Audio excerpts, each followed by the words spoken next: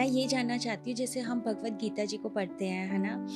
अब मैं अपनी बात करूँ ना, मैं जब भी उसको पढ़ रही हूँ ना, तो मुझे ऐसे लगता है ये मेरी प्रेज़ेंट सिचुएशंस की बात हो रही हाँ, बिल्कुल, है ना? बिल्कुल। तो आप मुझे बताइए कि आई एम श्योर आपने तो बहुत बार पढ़ी होगी, तो आप उसको कैसे देखते हैं? मतलब आपके क्या भाव रहते हैं? मैं वो जानना चाहती हूँ। देखिए 2 प्रकार के ग्रंथ हैं, एक भगवत गीता, एक श्रीमद् भागवत। जी, भगवत गीता में वो ज्ञान है जो भगवान कृष्ण ने अर्जुन को महाभारत के युद्ध से पहले दिया, जी, हाँ। और भागवत में वो ज्ञान है जो परीक्षित महाराज को सुखदेव गोस्वामी ने 7 दिन 7 रात तक लगातार शुकताल तीर्थ गंगा के किनारे 7 दिन 7 रात श्रीमद् भागवत ग्रंथ सुनाया। जी, भगवत गीता में 700 श्लोक हैं और भागवत में 18,000 श्लोक हैं। भगवत गीता महाभारत का एक हिस्सा है, लेकिन भागवत अपने आप में 17 पुराणों के बाद लिखा गया एक पुराण श्रीमद् भागवत पुराण है, जो कि सर्वश्रेष्ठ पुराणों में से एक पुराण है। तो अगर किसी व्यक्ति ने गीता पढ़ा है तो वो सिद्धांतों को जानता है, पर भगवान की लीलाओं को जानना है तो उसको भागवत पढ़ना चाहिए। तो हम लोग भागवत का प्रचार करते हैं, भागवत कथाएं करते हैं, सप्ताह करते हैं, ट्रैवल करते हैं। तो मुख्य रूप से जो गीता है वो अलग अलग व्यक्ति के लिए अलग अलग प्रकार से काम करती है। अगर मान लीजिए मैं एक गृहस्थ जीवन में हूँ, मेरे संतानें हैं, तो वो स्कूल में अगर पढ़ते हैं तो कभी कभी उनको डिप्रेशन होता है कि पढ़ाई में बहुत स्ट्रेस हो रहा है, आजकल कॉम्पिटिटिव वर्ल्ड है, तो भगवत गीता उनको स्ट्रेस फ्री करने के लिए काम करती है। जब मैं प्रचार करता हूँ, आज 5,000 परिवार मुझसे जुड़े हैं, भारत से बाहर विदेशों में भी, तो 5,000 परिवार मुझसे पर्सनल काउंसलिंग लेते हैं। तो वो परिवार जब स्ट्रेस में होते हैं तो उनको गृहस्था मैनुअल की तरह काम करते हैं कि गृहस्थ जीवन कैसे चलाया जाए। जो लोग कॉर्पोरेट में काम करते हैं, तो जब हम लोग कॉर्पोरेट्स में जाते हैं, लोगों को मोटिवेट करते हैं, तो कॉर्पोरेट्स में ये एक कहते हैं जैसे कॉर्पोरेट मोटिवेशनल बुक की तरह काम करती है। और जो लोग अपने जीवन से परेशान हैं, वो लोग साइकियाट्रिस्ट के पास जा रहे हैं, साइकोलॉजिस्ट के पास जा रहे हैं। अभी राजस्थान में एक दुखद घटना हुई, एक साइकियाट्रिस्ट डॉक्टर ने स्वयं, साइकियाट्रिस्ट थे जो दुनिया की साइकियाट्री ठीक करते थे, उन्होंने स्वयं ने सुसाइड कर लिया। इट मीन्स कि मेडिकल नॉलेज आपको दवाई दे सकती है, लेकिन आपकी जो मन की परिस्थिति है ना, इसको नहीं सुधार सकती। इसके लिए आपको भगवत गीता रूपी मैनुअल, एक मेडिसिन की जरूरत है। तो मैं भगवत गीता को एक औषधि के रूप में देखता हूँ, जो हर दुखी व्यक्ति को राह दिखा सकती है। जब आपको लगे कि आप this is end of my life, है ना, अब मैं नहीं, और तो एंड का मतलब है एफर्ट नेवर डाइज। वो बोलते हैं no no no no, I can't do anything. N O का मतलब है next opportunity is waiting for you. आपके लिए दूसरा एक भगवान ने कुछ और विचार किया है। तो भगवत गीता वो राह दिखाती है, नहीं जीवन अभी समाप्त नहीं हुआ है, अभी तो बहुत कुछ बाकी है आपको पाने के लिए, there's lot more to do and achieve in your life। तो मैं जब 22 साल का था, मुझे भी लगा कि अब और नहीं हो पाएगा, बस समाप्त कर देना चाहिए जीवन को। पर ऐसा, मतलब मैं थोड़ा सा जानना चाहूंगी यहाँ पे, ऐसा क्या हुआ था कि आपको ऐसा लगा? ये तो देखिए बहुत पर्सनल है, लेकिन फिर भी मैं आपको एक सुपरफिशियली बताऊं जी, तो एक फ्रेंड था मेरा, उस फ्रेंड ने मुझे बोला, जैसे आपने बोला एक्टिंग के लिए, जी, जी। तो मैं MBA कर रहा था उस समय पुणे से।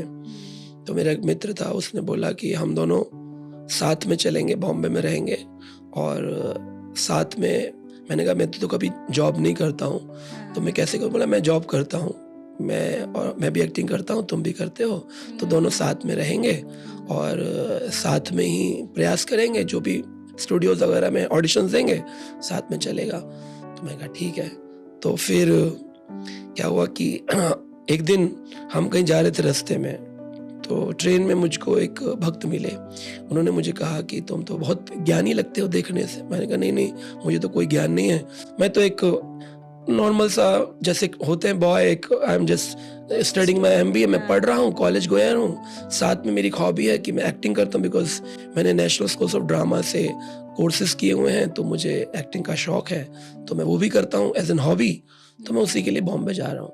तो उन्होंने कहा देखो वो तो अच्छा है, लेकिन शरीर के ऊपर भी एक चीज़ है जिसका ज्ञान होना चाहिए, वो है आत्मा। तो मैंने कहा मैं तो मथुरा से आता हूँ, मुझे सारा ज्ञान है, मुझे ज्ञान मत दीजिए। तो मैंने उनको बोल दिया, और बोले ठीक है तुम सुनने को तैयार नहीं हो, लेकिन मेरा कार्ड रखो, कभी जरूरत पड़े तो तुम मेरे पास आना।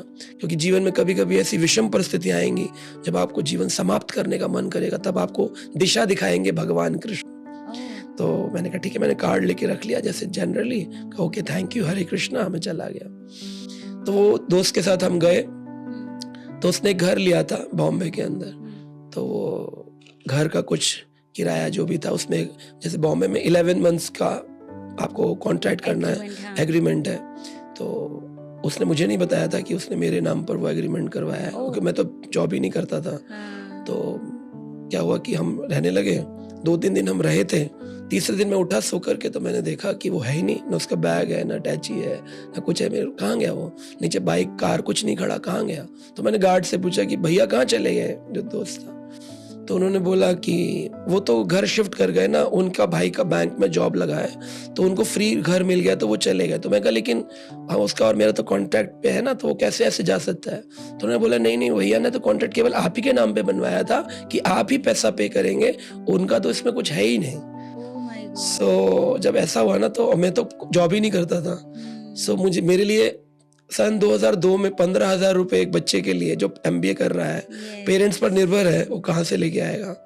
सो भगवान की कृपा ऐसी हुई कि मुझे एक मीडिया कंपनी से काम मिला।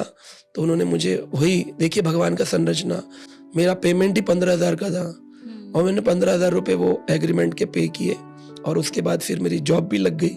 फिर मैं जॉब करने लगा और अपना चलाया मैंने। लेकिन मुझे वो एक ऐसा पेन हुआ कि मतलब समझ लीजिए कि जब तक वो जॉब नहीं मिली और वो काम नहीं हुआ, तब तक वो मुझे रोज बोलता था कि भाई एडवांस पेमेंट तो दीजिए, आपके नाम पर एग्रीमेंट बना है, वरना घर खाली कर दीजिए। अब मैं कहाँ जाऊंगा? इतना सारा बैग है, इतना सारा मेरे पास अपना सामान है, कैमराज है, मेरे प्रोफाइल्स है, मेरी बुक्स है ना, मैं कहाँ जाऊंगा?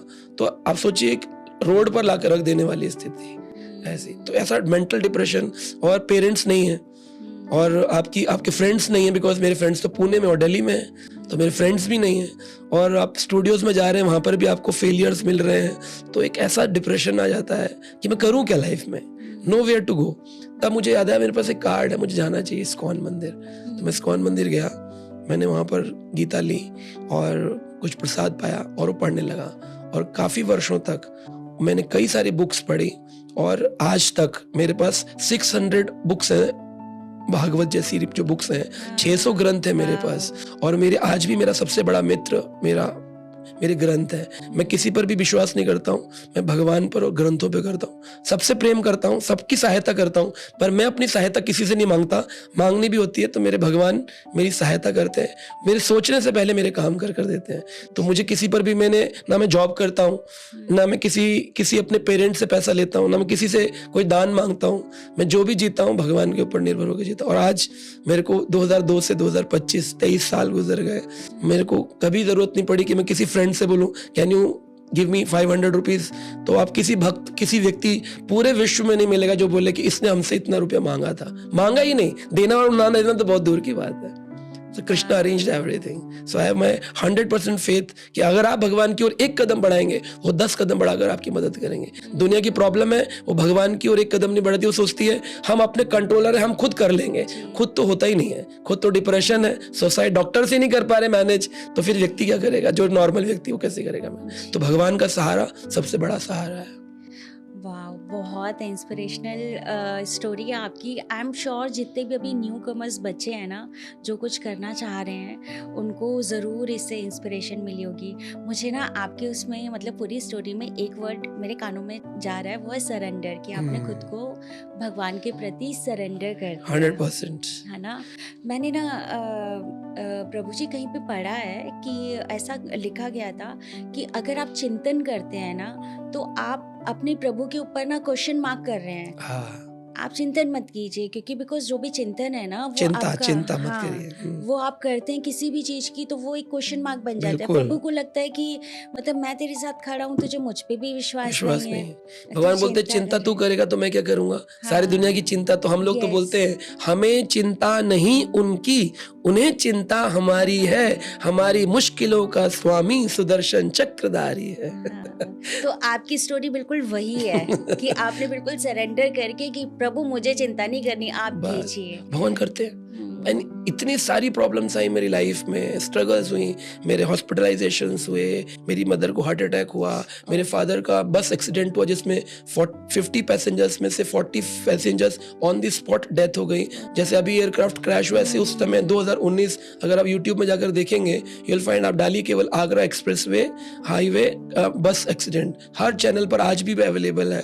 उसमें सर्वाइवर थे मेरे फादर और उनको 6 महीने बेड रिडन से उठाना करना, लेकिन मेरी फैमिली, मेरे फ्रेंड्स, मेरे मित्र, मेरे भक्त में सब हैरान थे कि आपके चेहरे पर कभी डिप्रेशन, टेंशन नहीं देखी। मैंने कहा मुझे क्यों टेंशन लेनी है, टेंशन क्यों लूंगा, कृष्ण है ना मेरे साथ में, वो कर तो रहे सब कुछ, मुझे क्या चिंता करनी है। और जो होगा, जो भी सिचुएशन हो, सिर्फ उसको एक्सेप्ट करना है और बाकी सारी चीजों की चिंता छोड़ देनी है। You have situations in front of you, you have to accept it. आपको सिर्फ स्वीकार करना है, आपके पास कोई ऑप्शन ही नहीं है। आप 2 ऑप्शन ये है, रोकर स्वीकार करो या हंस के स्वीकार करो। तो मैं हंसता रहता हूँ कि कृष्ण कर रहे हैं, मैं हंस रहा हूँ, बस खुश हूँ, मैं रोऊंगा नहीं कभी भी। वाओ!